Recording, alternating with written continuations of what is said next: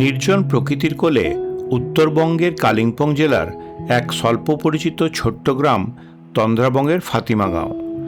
ছবির মতো সুন্দর এই গ্রামটা মাইরুং ফরেস্ট লাগোয়া, তাই সর্বক্ষণ মুখরিত হয়ে থাকে বিভিন্ন পাখিদের কলেবরে। আমি এখানে এসেছিলাম মে মাসের শেষের দিকে। প্রাক বর্ষার মরশুমে আকাশ জুড়ে মেঘেদের খেলা আর পথের ধারে রঙিন ফুলে জলসা দেখে মুগ্ধ হয়ে গেছিলাম। নিউ জলপাইগুড়ি থেকে তন্দ্রাবঙ্গের দূরত্ব 90 কিলোমিটার। রিজার্ভ গাড়ির ভাড়া পড়ে 3,500 টাকা। শেয়ারে আসতে চাইলে কালিম্পং আলগাড়া হয়ে আসা যায়।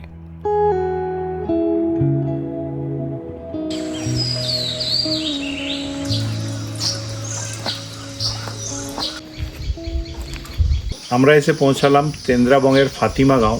হোমস্টের নাম হচ্ছে অর্কিড হোমস্টে। আমরা আছি ব্যাম্বু কটেজে।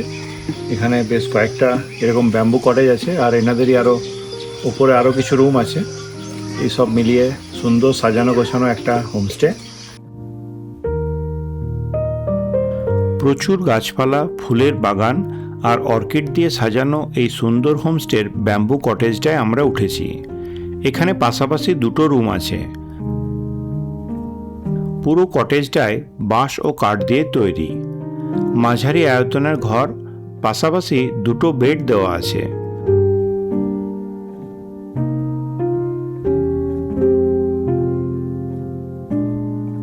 বাথরুমে গিজার নেই, গরম জল লাগলে ওনারা এনে দেন। রুম থেকে বেরোলেই সামনেই চাষের জমি ও দূরে পাহাড় দেখা যায়। এখানে বসার ব্যবস্থাও করা আছে।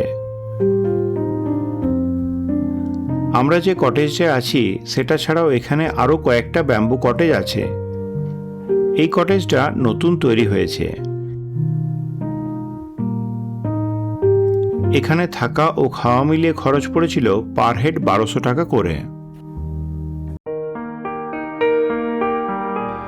ইনি হোমস্টের ওনার জস্টিন লেপচা। আজ খুব ব্যস্ত। হোমস্টেতে অনেকজন গেস্ট আছে। ব্যস্ততার মাঝেই গৃহপালিত ছাগল ও গরুকে খাবার দিয়ে গেলেন। জমিতে বাঁধাকপি আর এলাচ লাগিয়েছেন। এনাদের বাড়িতে অনেকটাই জায়গা আছে। এদিকে কিছুটা হেঁটে গেলে হোমস্টের আরেকটা অংশ। এখানে এই বিল্ডিংটাতে 4টে ঘর আছে। আজ সব ঘরগুলোতে গেস্ট ছিল। ডাইনিংটাও এখানেই। এই জায়গাটাও সুন্দর করে সাজানো। এই বাড়িটা ওনাদের পারিবারিক বাড়ি। কাঠের তৈরি ট্র্যাডিশনাল লেপচা বাড়ি। বাড়িটার বয়স প্রায় 174 বছর। একটা অংশে এখনও ওনারা বসবাস করেন।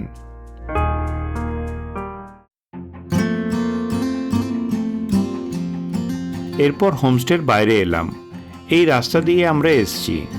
রাস্তার পাশে কিছু সুন্দর বাড়িঘর আর ঠিক পেছনে জঙ্গলের শুরু।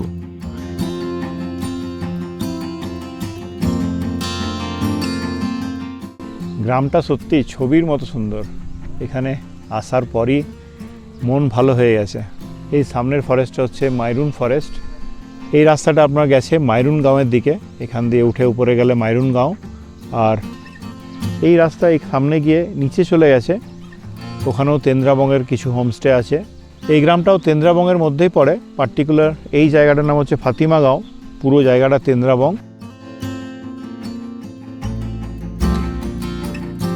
এরপর দুপুরের খাওয়া দাওয়া সেরে নেওয়ার জন্য ডাক পড়ল। ডাইনিং রুমটাও বেশ খোলামেলা আর খাবারও সুস্বাদু। এখন বিকেল 4টে বাজে। খাওয়া দাওয়ার পর একটু গল্পগুজব করছিলাম, তারপর হাঁটতে বেরোলাম।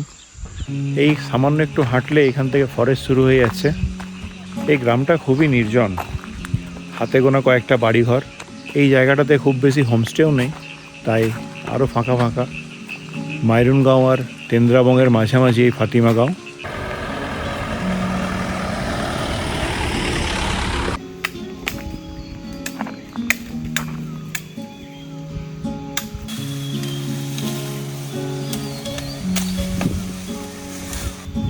क्या करेंगे इसका?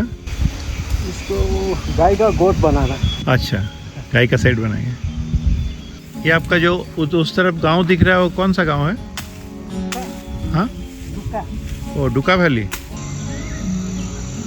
এই জায়গাটা কি অপূর্ব দেখুন, পাহাড়ের গায়ে রোদ এসে পড়েছে, আবার একপাশে ছাওয়া, ভ্যালির গায়ে ছোট ছোট বাড়িঘর, ধাপ চাষের জমি, অপূর্ব সুন্দর। জঙ্গলটা পেরোতেই তন্দ্রাবঙ্গের আরও কিছু বাড়িঘর চোখে পড়ল। এই সুন্দর বাড়িটা একটা হোমস্টে, ব্লেসড নেচার স্টে। হোমস্টেটা সত্যিই খুব সুন্দর।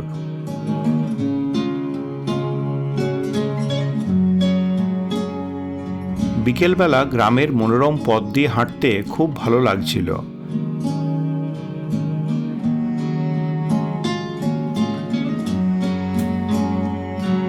রাস্তায় এই জায়গাটা পড়লো।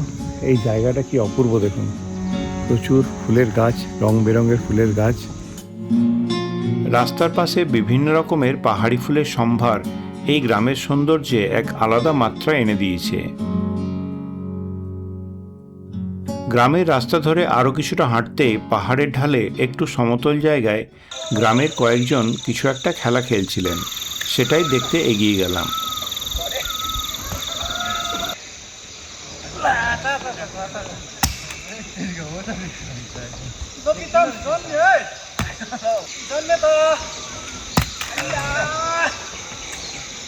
ये क्या गेम खेल रहे हैं? हाथे कर बोलते हैं डॉट। डॉट? हाँ जी डॉट। हाथे कर भी बोलते हैं लोकल भाषा में। আচ্ছা, এই সামনেটা এটা লোহা দেওয়া আছে। ওটা কমাতে খুলা। তো এগুলো কিন্তু পায়ে হেঁটে না ঘুরলে এই অভিজ্ঞতা পাওয়া মুশকিল। গাড়ি করে আমরা বিভিন্ন জায়গায় ভিউ পয়েন্ট ঘুরি, কিন্তু পাহাড়ে এলে এভাবে পায়ে হেঁটে গ্রামগুলো এক্সপ্লোর করতে হবে। ছোট ছোট এই জিনিসগুলো কিন্তু বেশ আনন্দদায়ক। এইভাবে পায়ে হেঁটে ঘোরার মধ্যে নির্দিষ্ট কোনো গন্তব্য নেই, যেদিকে মন চাইছে সেদিকে হাঁটছি। গ্রামের পথে ছোট ছোট রাস্তা ঢুকে গেছে বিভিন্ন দিকে, নিজের মতো করে গ্রামে ঘুরে বেড়াচ্ছি, দারুণ লাগছে। এই হোমস্টের লোকেশনটাও খুব ভালো। হোমস্টের সামনে থেকে ডুকা ভ্যালির দুর্দান্ত ভিউ পাওয়া যাচ্ছিল। ডুকা ভ্যালিতে একটা ওয়াটারফলও আছে, আমার যাওয়া হয়নি, আপনারা এলে অবশ্যই দেখে নেবেন।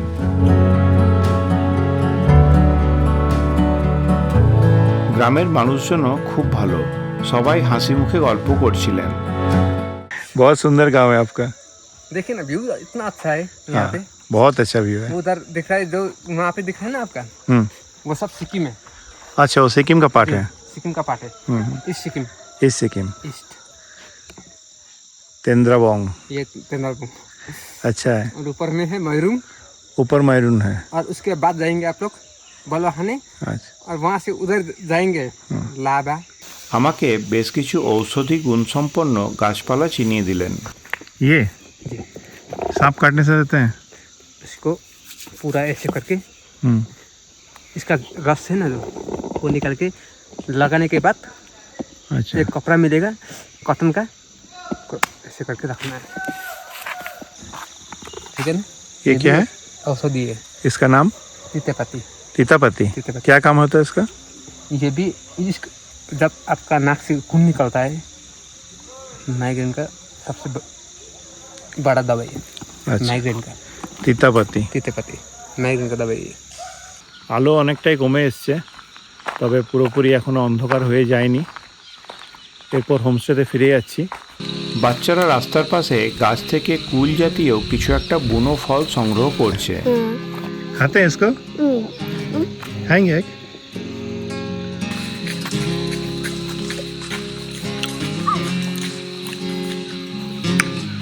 বাহ, দারুণ, থ্যাংক ইউ।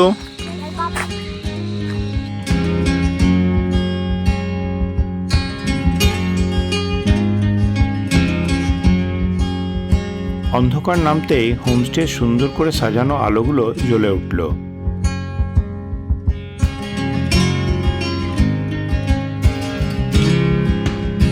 চা পকোড়াটা প্যাকেজের মধ্যে, মোমোর জন্য আলাদা টাকা দিয়েছিলাম। ডিনারে ভাত ও রুটি দুটোই ছিল, সঙ্গে চিকেন।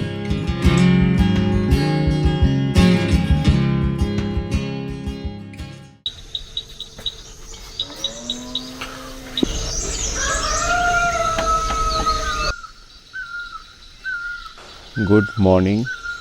এখন বাজে 6:40। আকাশটা পুরো ঘন কুয়াশার আস্তরণে ঢাকা, হালকা হালকা ঠান্ডাও লাগছে। দূরে পাখি ডেকে চলেছে অনবরত।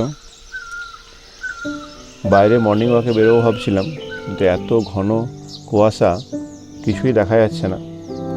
একটু এখানে বসি, কুয়াশাটা কাটলে তারপর বেরোবো। বর্ষার সময় এই মেঘ কুয়াশার খেলা দেখতেই ভালো লাগছে।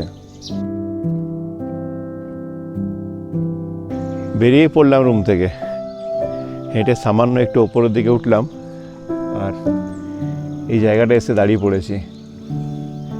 মেঘের খেলা দেখছি। মেঘগুলো নিচের থেকে গাছের ফাঁক দিয়ে ওপরে উঠছে, দুর্দান্ত লাগছে। এরপর একটু ওপরের দিকে যাব। উপরে হচ্ছে মাইরুন গাঁও উপরে, আর কালকে তো নিচে গেছিলাম, নিচের দিকটা আপনারা দেখিয়েছি। আজকে চলুন উপরের দিকে যাই।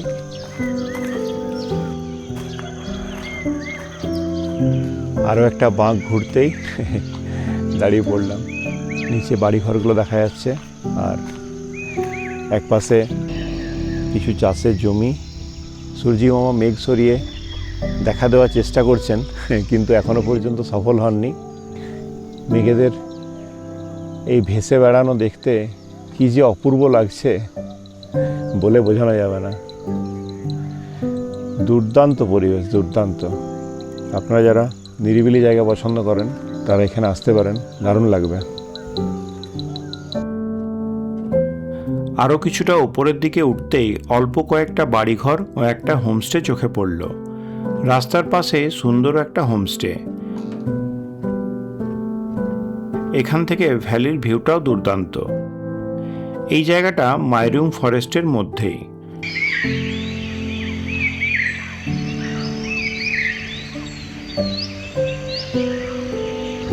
জঙ্গলের ভেতর দিয়ে রাস্তা, কোথাও জঙ্গলটা ঘন, কোথাও হালকা।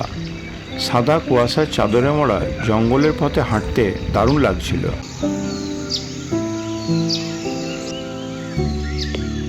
মাঝে মধ্যে পাখির ডাক শুনে দাঁড়িয়ে পড়ছিলাম। পাখিদের দেখার চেষ্টাও করছিলাম, তবে দেখতে পেলেও ক্যামেরায় ধরতে পারিনি।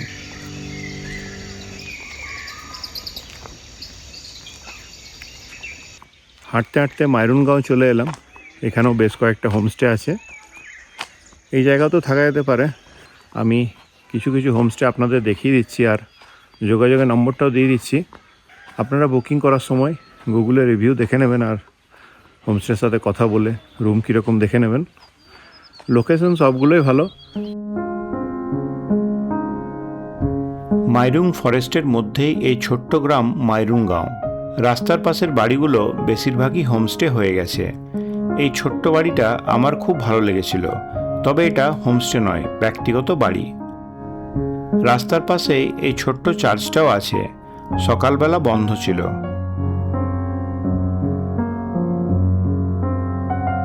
এখানে একটা রেস্টুরেন্টও আছে।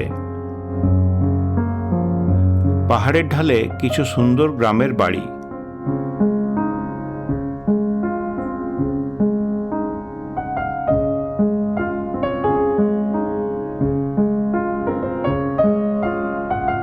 এখানে রাস্তার পাশে এই শহীদ বেদিটি করা আছে। প্রবীণ তামাং, যিনি ইন্ডিয়ান আর্মির সোলজার ছিলেন, জম্মু কাশ্মীর রাইফেলসে তার পোস্টিং ছিল। তিনি 2022 সালে বীরগতি লাভ করেন। তার স্মৃতির উদ্দেশ্যে এখানে এই শহীদ বেদিটি নির্মাণ করা হয়েছে।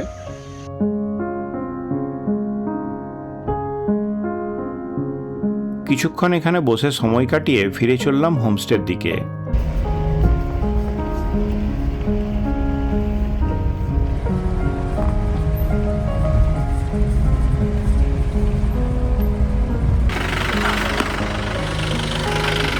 Many thanks.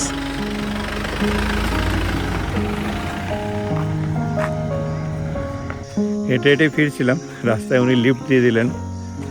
তাড়াতাড়ি পৌঁছে গেলাম, হলে আর অনেকটাই সময় লাগতো। এখানকার মানুষ খুব ভালো।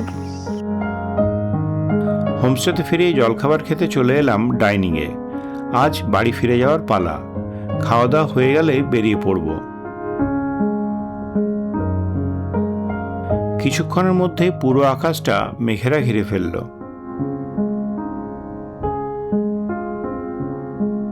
শিলিগুড়ি পর্যন্ত একটা গাড়ি রিজার্ভ করে নিয়েছি, ভাড়া ৩,৫০০ টাকা। এই রকম সুন্দর প্রকৃতি আর মায়াবী পরিবেশ ছেড়ে যেতে ইচ্ছে করছিল না। আবারও ফিরে আসবো খুব তাড়াতাড়ি। এই ভিডিওটা এখানেই শেষ করলাম। ভালো থাকবেন।